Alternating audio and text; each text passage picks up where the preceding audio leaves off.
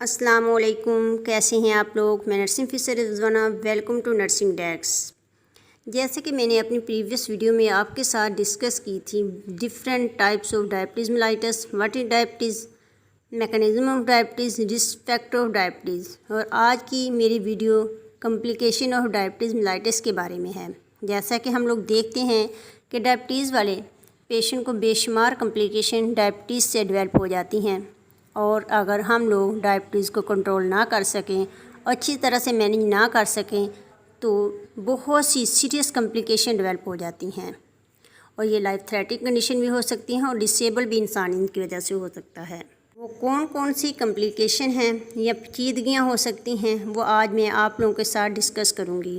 Complication of diabetes mellitus are divided into macrovascular और microvascular. Macrovascular में आ जाता है coronary artery disease, stroke, peripheral artery disease, और माइक्रोवास्कुलर में आ जाता है retinopathy, nephropathy, neuropathy.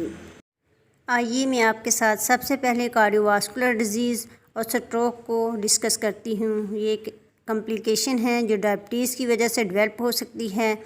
Diabetic patient में हाई रिस्क होता है कि इनमें कार्डियोवास्कुलर प्रॉब्लम क्रिएट हो सकती हैं, including coronary artery disease with chest pain, angina भी कहा जिसको जाता है, हार्ट अटैक और stroke and narrowing of arteries, यानी इसमें जो होती है आर्टरीज़ की वाल्व जो होती हैं वो तंग हो जाती हैं, किसी वजह से इसमें कोई लिपर्स, कैल्शियम या सेलुलाइटिस डिब्राइटिस आ जाता है कोई, उसकी वजह से ये जो होती हैं कोरोनरी आर्टरी की जो वाल्व्स होती हैं वो तंग हो जाती हैं।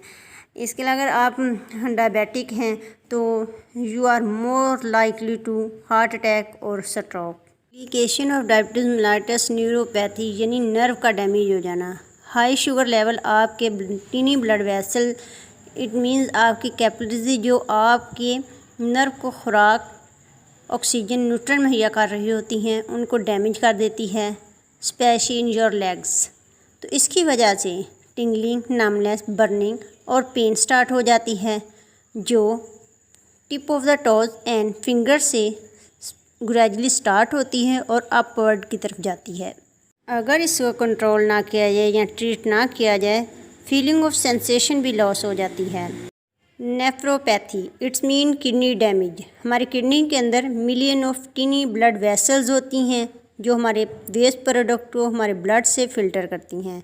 डायबिटीज़ की वजह से हमारा फिल्टरिंग सिस्टम डेलिकेट हो जाता है। सीवियर डैमेज होने की वजह से can lead to kidney failure, irreversible kidney disease की तरफ ये जो डायबिटीज़ है इसकी वजह से हमारा सिस्टम चला जाता है।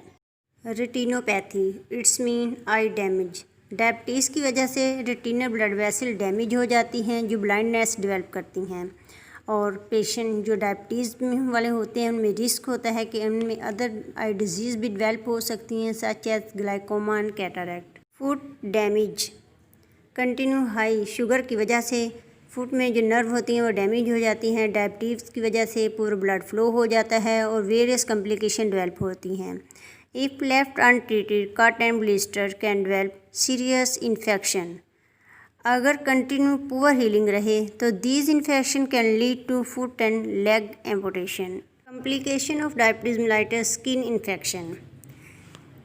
डायबिटीज़ मेलाइटस की वजह से वेरियस स्किन प्रॉब्लम भी हो सकती हैं, such as bacterial infection, cellulitis, folliculitis. Diabetes mellitus की एक और कॉम्प्लिकेशन है हेयरिंग इम्पेयरमेंट। डायबिटीज़ वाले पेशेंट में ये मोस्ट कॉमन प्रॉब्लम होती है।